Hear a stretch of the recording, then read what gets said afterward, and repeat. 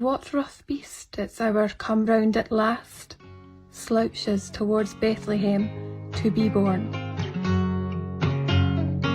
Je dis ce que je pense et je vis comme je veux. Je gagne beaucoup d'argent, mais quand j'en avais peu, je n'étais pas plus malheureux. Oui, mais. Hello and welcome to What Rough Beast. I'm Virginia Heffernan. Today, without ado at all, not past, present, or future ado, entirely ado free, we are talking to my buddy Ben Wizner because he is the director of the ACLU's Speech Privacy and Technology Project. That project works to protect and expand First Amendment freedoms of expression, association, and inquiry, and also ensure that civil liberties are enhanced rather than compromised by new advances in science and tech. And with bruising, hammy, thug-style arrests of elected officials, student activists, and judges, Brad Lander, just this week, when those arrests are hitting the timelines every day, civil liberties don't exactly seem to be enhanced. Interrogation techniques maybe, but not the human rights and freedoms safeguarded by America's Constitution. I thought I'd find Ben morose about this federal government's boot on our throats, but no, he was upbeat. And he has a whole new take on how the current political situation is down to us and not them. So let's bring on the great Ben Wizner, who also happens to be Edward Snowden's lawyer. He joins me on video. All right. Ben, welcome to What Rough Beast. Nice to see you, Virginia. We were just talking because I'm wearing my I voted sticker, and that's the primary for mayor of New York City. And I know your top is Brad Lander. He's pretty close to my top. It's ranked choice for people not in New York City. And we will get to Brad Lander because yesterday he was arrested by ICE. I can't believe it was just yesterday. Released by the end of the day without charges. So thus proving that they barely had a pretext for arresting him. Usually they come up with a vague pretext. I heard someone mutter obstruction. I don't know what you thought. I think we're seeing about that arrest. We're seeing what federal law enforcement looks like when the audience for their actions is the president, and the people just below him, and when the audience is the attorney general. Or the audience is Trump's former criminal lawyers who are in senior positions in the Justice Department, who root out and fire people in the executive branch who are not sufficiently loyal to the leader. That's the kind of picture that you see. It's not one that we expect to see, much less now routinely. We saw it in New Jersey with the mayor and members of Congress being arrested. And I think we'll see it more and more because, to their credit, elected officials are going to facilities where immigrants are being detained and held and deported, and are trying to see for themselves what it is that's going on there. And I think we're going to see more clashes like that. That's interesting because we had Yacho Wang. I don't know if you know her, but from the Freedom House, she's a human rights activist, especially on Chinese issues. We had her on the show, and she was saying she was once detained by the Chinese government for an anonymous tweet that she made before she got back to the country and was swept away for 5 days. I think she was 24 years old or something in a hotel room, and nobody knew. And what she keeps saying is the fact that we're seeing these arrests, these kidnappings, these disappearings suggests that they're sort of not as bad as what the police and the government pull off in China. But you're suggesting maybe no, actually, I think she's obviously correct. Yes, both. On the one hand, yes, these are demonstrations. They're intended to chill, but let's be clear, even a disappearance that is not seen also chills because people in the network of dissidents all know about that. No, I think what we're seeing are bullying tactics. Bullying tactics don't always work. Whether they work or not depends on how we all react to them. And I think that's what's so important. That graduate student who was kidnapped off the street, pushed into a van by plainclothes officers, flown to Louisiana, is free now. She's back at Tufts and back studying because teams of lawyers, including those on my team, kept pressing in the courts, pushing and pushing and pushing until a federal judge ordered her released. So I think, so much of what I'm asked these days is, Mhm. what kind of crisis are we in? How should we describe the kind of crisis that we're in? And I say, I don't like the question because it somehow implies that we're being acted upon and doesn't acknowledge that we're actors. What kind of crisis we're in depends on how we respond to Huh. what they're doing. And you're seeing Yeah. that with the law firms, some of them acquiescing, some of them going down to Washington to cut deals with the president, and others going to court and getting these things struck down as unconstitutional. Everyone's going to be judged by how they react in this moment, and the outcome depends on whether the incentives are more aligned to challenging it or more aligned to capitulating and lying down. I really like that because I definitely spend far too many, burning too many brain cells on trying to think, is this a Gestapo tactic? I don't know when I've decided that to be a comparative political science and say, is this competitive autocracy, a term I just learned 2 years ago, or is this that? It might be better to think of ourselves, as you say, as actors not acted upon. And certainly not acted upon by anonymous systems given names by political science. Yeah, and again, the next thing I say is I think everyone needs to kind of answer the question depending on what their role is. So my role is as a litigator and manager of litigators. And my question is litigation working as a tactic? And the answer is emphatically yes. There's a lot of attention on the cases like Abrego Garcia, where the administration defies the court for a period of weeks before finally capitulating and losing in the game of chicken. But overwhelmingly, we're getting injunctions from federal courts. Those injunctions are being enforced, and the Trump administration is complying with those orders. Now, that's not to say that they're not doing damage that's going to take generations to repair. It's just to say that we still have strongly functioning institutions in this country that are operating as a check on some of Trump's worst impulses and actions. So I'm glad you brought up Rumesa Ozturk, whose case I know you had something to do with, and who is back at Tufts. I think a lot of us saw the video of her being arrested on the street, her backpack forcibly taken off her shoulders for some reason, just the manhandling of her body fairly early in Trump's term. It looked like a kind of terrorist action. It looked like that could happen to me on the street, and now I'm afraid. And but I know she's out and released. I want to ask you about another person arrested at the time, a would-be activist. I mean, Rumesa had co-written an op-ed in defense of Palestine, but this one is Mahmoud Khalil. How is he doing? And tell us, bring us up to date because he's been out of the news. That case is very frustrating on some levels and encouraging on others. It's frustrating because he's still detained in Jena, Louisiana. For no good reason whatsoever.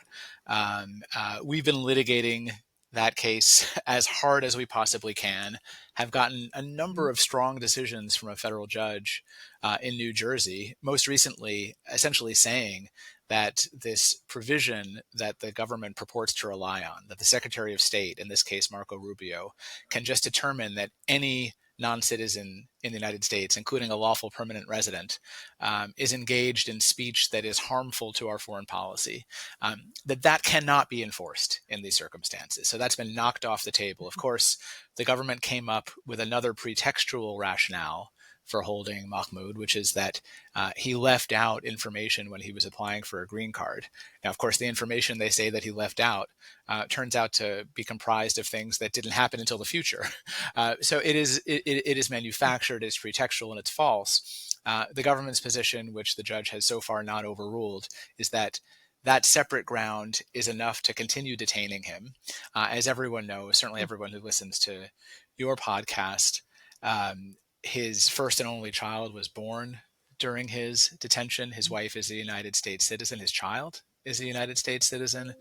The government has not come forward with any evidence that he engaged in any unlawful conduct or even any anti-Semitic speech, which has been a real surprise to us. They really have nothing here. And look, he's going to be out one of these days. But I think for him, it's unbelievably frustrating. The other three people who were in his identical circumstance have been ordered released by judges. This particular judge is moving much more slowly and methodically. But he has ruled against the government on virtually every single important legal question, and those rulings will be important in preventing future detentions like this one. It's just sad and immensely frustrating. I will say one more thing about Khalil. Much more than Rumesa, he is an activist and has continued to be an activist in the immigration jail in Louisiana. And I've been told by my colleague at the ACLU of Louisiana who visits with him that he sets up a desk and helps other prisoners there with their own legal cases and is a strong advocate for them. So people are able to do good wherever they are. And, it turns out that's his lane for resisting, not just his own case, but also helping other people. Even he is in a situation where he can take an easier path or a more difficult one, and he's chosen the more difficult. Amazing. And you're absolutely right to say, when I said, not an activist, or put that in quotation marks, that's not a dirty word, right? And I noticed that Linda McMahon says, we don't want universities taking in activists, right? As if that should be a way to vet applicants I'm to sure college, that they're so-called she would be activists, delighted which sounds if the universities took in anti-abortion activists. I mean, what they really mean by activist is student who might oppose Trump's foreign or domestic policy. And today there was an announcement that they are going to vet the social media of any student trying to apply for a visa here, to screen for a whole bunch of ideologies. But really what they mean is not anti-American. What they mean is anti-Trump. By any reasonable definition, much of what Trump is doing is anti-American. It has nothing to do with patriotism or loyalty to country or principle. It really all is about cult of personality. And the idea that we are, sort of cutting the legs off one of our great assets, which is our universities. The fact that, the best and the brightest from around the world still want to come to the United States, despite the instability of our politics and the trends over the last decade. And now they're going to screen social media to try to take only MAGA students from overseas. It's one of the just like innumerable self-owns that we're suffering from right now. Yeah. Well, I liked hearing your optimism. I want to. Maybe this is just definitional, the way I was describing my own wrestling with whether we're in a competitive autocracy or not. But it was interesting to me yesterday when Brad Lander was assaulted and essentially kidnapped by semi-masked men in tactical gear. It was interesting that the sort of reflexive comparison of the current ICE to the Gestapo or another historical secret police was, people balked at that, right? Because there's some lasting Godwin's law around that says that if we, so much as mention Hitler, the Holocaust, the SS, the Gestapo, that we've lost the argument. As you probably know, Mike Godwin himself has repealed Godwin's law and said when there are parallels with fascist regimes, then you should be able to draw those parallels. In any case, because I was one of the people criticized for likening the ICE tactics to Gestapo tactics, I started to get interested in the Gestapo in particular, but in secret police generally. And I wonder, because you're probably more familiar with them than I am, I wonder what you think of those parallels. If ICE is operating like, and we don't have to choose the Nazis, if Godwin's law is still binding at all, we can talk about Syrian secret police, we could talk about the Stasi, but what is ICE doing now? And how might they compare to past secret police forces? See, one of my frustrations with jumping to the 1930s always, it's not because I think, Nazi is third rail and we can't go there. It's just that it's the example of resistance failing. It's the example of resistance losing. And I think, there's lots of attempts around the world for people to use strong man tactics, and they don't always succeed. And sometimes the people actually prevail over them. So I don't want to get caught up in a debate over which particular analogy is the right one or the wrong one. Look, I started at the ACLU a month before 9/11. As a baby lawyer, I was in Guantanamo. I was representing people who were literally disappeared off the streets of their country and flown in shackles to secret dungeons and tortured using tactics devised by Nazis. Right. So if you're talking about what the CIA did after 9/11, that's a pretty close comparison to some of the worst things that regimes have done here. If you're talking about starting wars of aggression, which was one of the main charges at Nuremberg against the Nazis, Dick Cheney and George Bush started a war of aggression for no particular reason. So I think these parallels extend. I think, the other, of course, development of the last week is Trump invoking a fairly obscure federal law to federalize California National Guard troops and then sending Marines out into the street. I think this is sort of a piece with making ICE agents more aggressive, having them look more like military units than civilian law enforcement units, having them use aggressive bullying tactics. It's of a piece of seeing a U.S. senator practically tackled trying to ask a cabinet secretary a question. And again, I would say the most important question here is, how is the public going to respond to this? We know how 30% of the public is going to respond to it because 30% of the public is waiting for their Führer and is not going to oppose anything Trump does. And we know how 40% of the public is going to respond to it because, we're the ones who see most clearly what Trump is trying to do to the country. But what about everybody else? How are they going to react? Who are they going to believe? Are they actually going to believe that Trump is sending the military out into Los Angeles because the situation is out of control? Or are they going to agree with the obviously correct point that Gavin Newsom is making, which is that they're being sent there to make things worse and not better? They're being sent there to attract the kind of wrong kinds of protests, the burning of Waymos or setting police cars on fire that would then justify even more kind of troops in the street. From Trump's standpoint, and I think the reason why he likes to see these aggressive images is that it's very frustrating to him that he doesn't control the country and that he only controls the executive branch and that we have a federalist system and that California has tens of thousands of law enforcement officers who don't report to him and in fact might enforce local laws that make cooperation with federal law enforcement officials more difficult. And so he wants his people in the streets who are going to be answering him in these blue states that are defying him and not submitting to the dear leader. And again, I think I just go back to this, which is, what do we need to do to persuade people who may not have an immediate partisan reaction to everything that happens, that this is not normal, that this is in fact quite dangerous, and that you don't want to stay silent while a leader like Trump uses these kinds of tactics.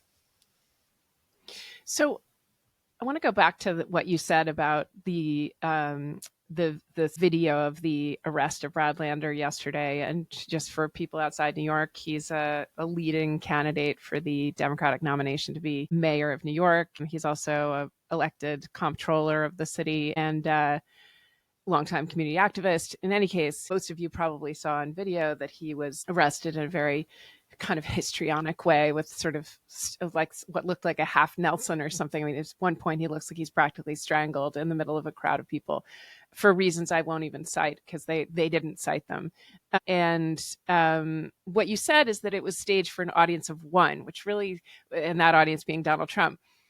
So I don't know if this is controversial exactly, but it started to occur to me that these are terrorist actions more than autocratic actions. So I don't think, well, one, we know ICE is deporting so far fewer people than Obama did in 2012. And it doesn't have, in spite of Palantir and its sophisticated surveillance technology, it doesn't have the penetration that the secret police have even in Russia, say. And we're not all bugged everywhere we go. But there are these very dramatic arrests that are tailor-made for cameras that scare the shit out of us.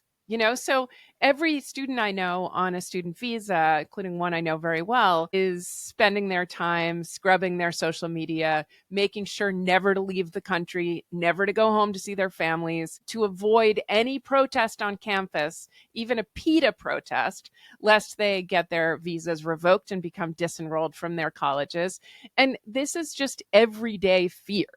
But in fact, very few students are going to have that happen. And maybe not even now. It sometimes seems like Trump's taco status, the Trump always chickens out status that he has with the tariffs, applies to these other things too. That, today we're talking about something other than Khalil, and we're talking about something other than the universities. We're not talking about the tariffs. We're not talking about the destruction of the civil service, because they're these kind of unfinished projects that maybe because of legal pressures, but maybe because the whole idea is just to keep punching us in the face on different fronts so that we're constantly afraid. And that sounds less like an autocrat and more like a thug running a protection racket, which is something I think Trump is more familiar with maybe than ruling with an iron fist. Partly that's the case because you can't rule with an iron fist as long as we have an enforceable Bill of Rights and a constitution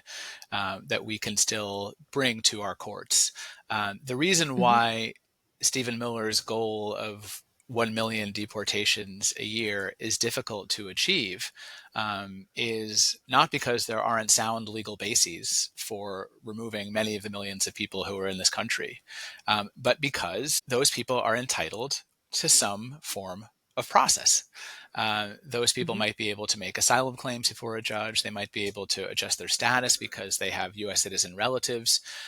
And that has operated as a check on their ability to just round up people, put them in buses, drive them to planes, and fly them away. And that's why you see these really Baroque claims of authority, citing 18th century statutes, saying we're at war with a Venezuelan gang that I confess I had not heard of until I found out from this order that we were in an actual armed conflict with them. Because if we're at war with them, then obviously during wartime, we don't have to give our enemies the same process that we give to others. We can put them on planes and fly them to El Salvador to a contract torture prison.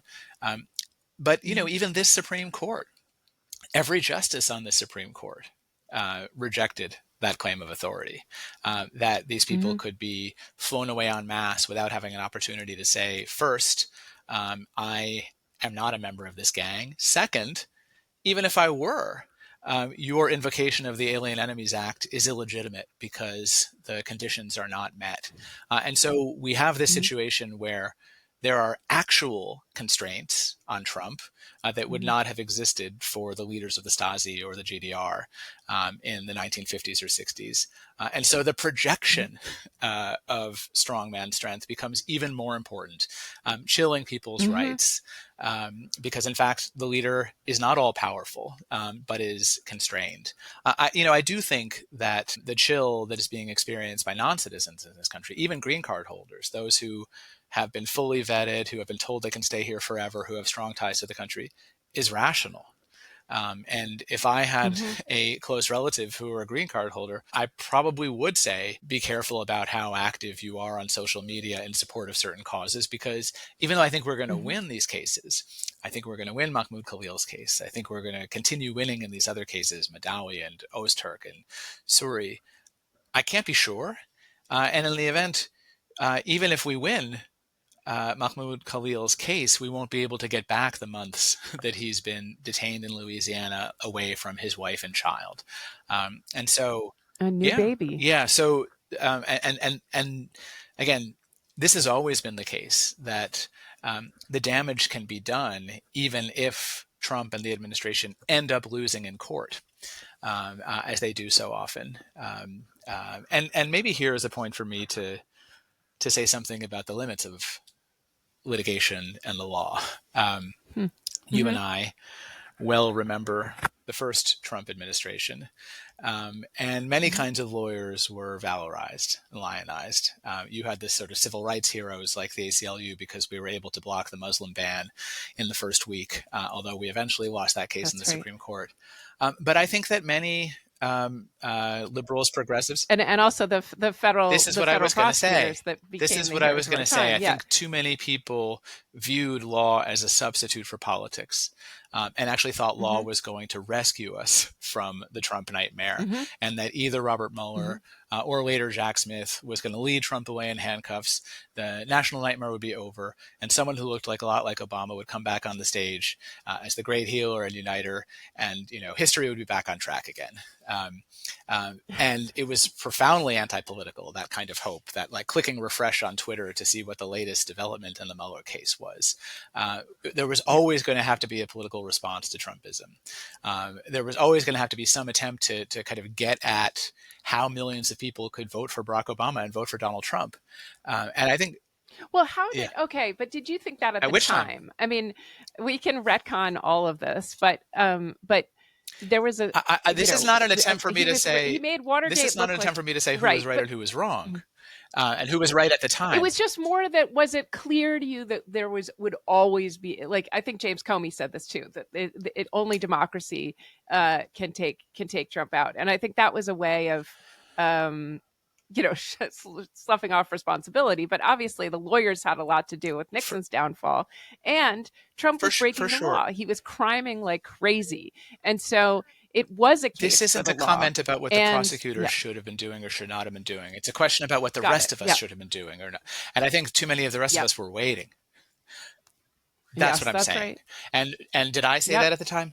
I did say that at the time. I said, it is not helpful for us to view someone as a Russian stooge who is so much a part of what is indigenously American.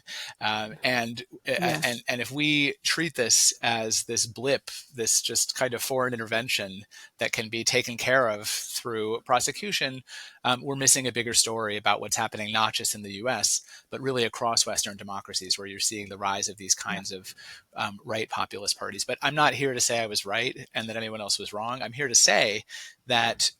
Well, you can say that. Look, I'm trying to say that here's what you should expect from the law. And here's what you should expect from the ACLUs of the world. We can throw sand in the gears. We can slow down the worst of what Trump is going to do. We can mitigate the harms. We can't solve the problem of Trumpism. And I say that having never been more proud of my colleagues. In the first 100 days of this administration, we filed 53 lawsuits. It's a number that doesn't even make sense. It defies comprehension. People are not sleeping. We're winning a lot. And yet, we're not going to fix this problem. We're vital. I shudder to think of what the country would look like without not just the ACLU, but our partner organizations who are throwing lawsuits at the administration and winning many of them. But we're not the answer. What we can do is try to throw sand in the gears to give the rest of the country time to heal and to express that healing through elections. I think we will still have elections. And I don't want to listen to people who say, that's it, that was the last election we're going to have. That's really not the case. We're going to have elections in 2026. We're going to have an election in 2028. The people always have another move. And that's the way that we deal with the problem of Trumpism. In the meantime, we do have a very, very important role to play in, sort of not allowing him to run completely roughshod over constitutional rights, because there are no internal constraints this time. There is no one in the administration saying you can't do that, not even in the Justice Department, which is populated at the highest reaches by his criminal lawyers and people with cartoonish names like Emil Bove, who are going around firing people who are not loyal enough. Tell me about some of the other, political detainees, or maybe we should call them, well, it looks like political detention to me. Ras Baraka, the mayor of Newark, who was arrested early on outside an ICE detention center. So I assume, I think he was protesting. The charge was trespassing on federal land, which is like the kind of thing that you would not expect to be charged against an elected official who is going to look at a facility within his own jurisdiction. Right. Yeah.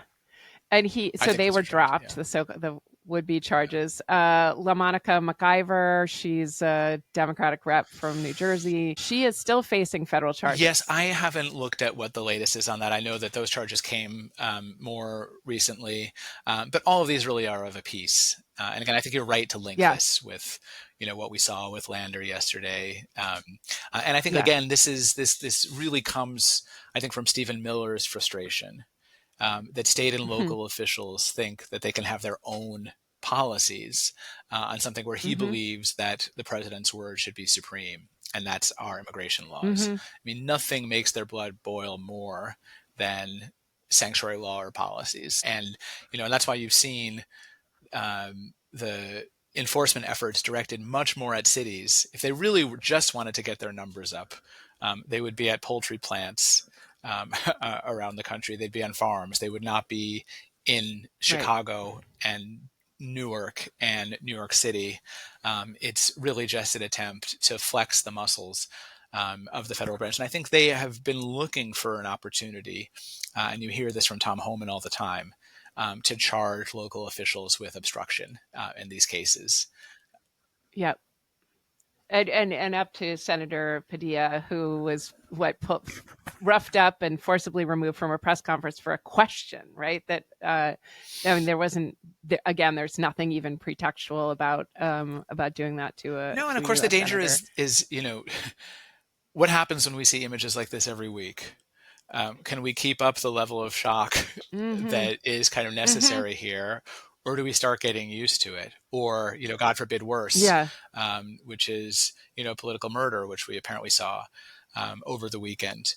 Yeah, that's right. And, I think, you can include shots taken at candidate Trump when he was running. But we definitely don't want to see violence either towards government officials or from government officials become as routine as, should we say, school shootings? Yeah, right. I mean, but then the other problem with trying to cultivate our shock and fuel it and make sure we're constantly shocked is that we get too scared.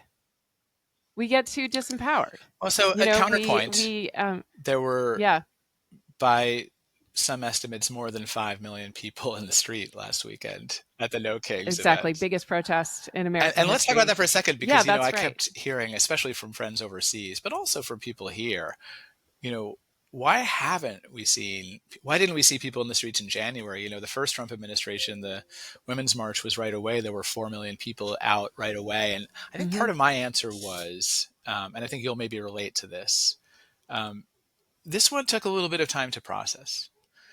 And I think many Trump opponents didn't actually digest the possibility that he might win the popular vote, that he might actually win all the swing states and the popular vote there. That after the whole country saw what we saw, both between 2017 and 2020 and on January 6, 2021, saw the investigations that followed, that nonetheless that a majority of voters could shrug and say, on balance, we like this guy more. That was something that actually we needed to process in a different way. And it was not, oh boy, we need to clean up misinformation on Facebook, or those rascally Russians. It was, who are we? What happened here? So I think that it's only been 4 months, right? It feels like a hell of a lot longer. It's only been 4 months. And in those 4 months, what did we see? We saw civil society prepared. We challenged the birthright citizenship order an hour after it was issued because we had our lawsuit ready, we had our plaintiffs ready. And I can say that for case after case. We spent the 6 months before Trump came into office writing those lawsuits because we knew what was going to happen because he said so. And that's how we got to 50 lawsuits in 100 days, is that we were really, really ready for it. And I think people saw, well, actually, there's something to fight for here. We actually can win. And that's why we saw those numbers. If we had tried to do a No Kings protest on January 28th, I think people were exhausted and shell-shocked and confused. And the fact that the country has turned this way, where you could get 2% of the population out there, into a protest, shows that people are not, again, with important exceptions, too afraid to be out in the street. In fact, they're responding incredibly enthusiastically to a message of courage. Mm-hmm. And I hear that Yeah. everywhere I I speak. mean, yeah. People are so, Yeah, you mean around the world? but also Yeah. here. I mean, people are so Yeah. hungry for a message of optimism and courage, and so Yes. relieved to hear the Yes. details of all the cases we're winning, because that's not always the story. Yeah. I mean, I feel that way too. And I may, send you the interview with Cho Wang, because she sounded the same way. She says she goes to Europe and people are there's something. I mean, it was almost an old European stereotype that they seem kind of tired and they're not, and that here there's still American high spirits that have been channeled into these mobilizations. I spoke at an event this week, and afterwards, a Chinese student who is a law student here in the U.S. Now he's afraid to go back because he doesn't know if he'll be let back in, because he's here on a student visa. But he came up to me and he said, "I really appreciated your remarks. I actually think America is going to figure this out and get it right, that you have a system that's capable of self-correcting. And I still want to be here. Yeah. And I want to finish my studies here and I want to work here." It's pretty inspiring to hear. It is. It really, really is. I want to just very quickly go back to something you said about Mahmoud Khalil that just is sticking in my head. You said we were surprised. We combed through everything he'd said, and there was nothing anti-Semitic in it. I mean, tell me about anti-Semitism as protected speech. Anti-Semitism is protected speech in the United States. So I think that's the most simple statement I can make. What's the paradigmatic ACLU lawsuit, the one that people learn about when they go to school, is the ACLU defended the Nazis at Skokie. Nazis. That's right. Skokie, Illinois. This right. Is March. And, in the Blues Brothers, where they, I hate Illinois Nazis, and they drive them off the bridge. So whether something is anti-Semitic or not, doesn't bear on whether it's constitutionally protected speech. Now, it can be very important in other contexts. So, for example, in the context of colleges and universities, if we're talking about a public university, let's say, they have a constitutional obligation to protect students' free speech rights, but they also have a federal civil rights obligation to protect students from harassment, discrimination, bullying. And so, so whether some speech is deemed anti-Semitic could actually bear on a school's obligation to take steps if it is discrimination against students. So something could be constitutionally protected in one context and still call for some kind of response if it happens in an academic context. I didn't say that because I thought that it was legally significant. I said that just because I thought, look, this is the first high-profile arrest of a dissident. I would have thought that they would put more thought into it. And so, for example, we really believe that they didn't even realize that he had a green card until the agents showed up to arrest him. The first thing they said is, "Your visa is being canceled." He said, "I'm not here on a visa. I'm a lawful permanent resident. I have a green card." The agents who went to arrest him called up headquarters, spoke for a while, and then said to him, "What we meant is your green card is being revoked." Now, you can't revoke a green card. The administration can't revoke a green card. Only a judge can do that. The executive branch can't do that. Yeah. So first of all, they didn't even know what his status was. And second of all, they didn't even choose a case that would be perhaps unsympathetic to the public because of the style and nature of the protest, even if it were constitutionally protected. But rather someone who, according to all the evidence that we put in front of the court, has been a bridge builder on campus. We have many declarations from Jewish students and professors talking about how Khalil was a mediator. He was not a troublemaker. He was, someone who brought people together. And that's why I just say it surprises me, given how much preparation they did as well for their restoration, that they sort of kicked off this intimidation campaign by choosing someone who the public would be more broadly sympathetic to. Now, of course, that does cut both ways, right? Yes. If people see, wow, if even he's being arrested, I better shut up. Yes. Right. I can't use the word Zionist ever. And even that's why it's so important for us to win these cases and to win them very, very publicly so people see. No, actually, every judge that has looked at these cases has comprehensively ruled against the administration, and we need to be Yeah. as loud and public about that as possible. Yeah, I mean, I really like that. I like what you're saying. I also, and I think I knew this during the first term that the idea, and I think Jamel Bowie also kind of called me on the carpet in a public event we did with the last podcast, that the idea that we could have a do-over with that election, the 2016 election, and imagine away the tendencies in the American electorate that had led to Trump's election. Now, Trump that time did not win the Right. popular vote, and there were lots of ways that you could think of it as like, not a totally fair win. Of course. And everything is a but-for also, cause when 100,000 votes going the other way would tilt the election. But let's also point out the same is true of 2020, that actually 2020 was a closer election than 2016 in the swing states, not in the popular vote, but in terms of what would have turned the election. To me, the broader point is we now have 3 elections in a row in which Trump was either elected or almost elected. We know who we are. The rest of the world knows who we are. We don't get to just go back to normal and reset. No matter who the American people elect next time, the rest of the world cannot trust that is a sort of waking up from the Trump dream, because it's been 3 elections in a row that we've showed this kind of instability in our politics. And so the world will always be more multipolar than it was before 2016 after Trump. Yeah.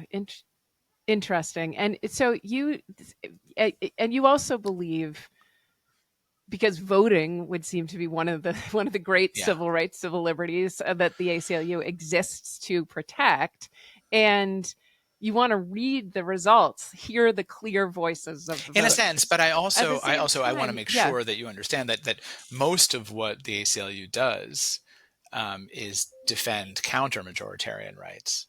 So mean, I think the word democracy is just used so loosely on our side over the last 6 or 8 years. But what do we mean by it? I mean, I say, like, I hope you mean liberal democracy, right? And not just, oh my God, Trump is terrible because a majority of people rejected him, right? I mean, the Bill of Rights is counter-majoritarian, right? We're talking about rights that are so fundamental that they have to be protected, even though, right? I mean, when is a majority of voters going to care about prisoners' rights? When will a majority of voters care about immigrants' rights? Immigrants don't vote until they become citizens. Like, a majority will never defend free speech, because free speech only needs protection when the speech is unpopular. If the majority supports it, we don't need legal protection for it. So I think voting rights are absolutely core civil liberties and civil rights. But I don't want people to take away that, my goal is just to hear very clearly what the voters want and then deliver that, because in a liberal democracy, that could, in its own way, create profoundly authoritarian outcomes.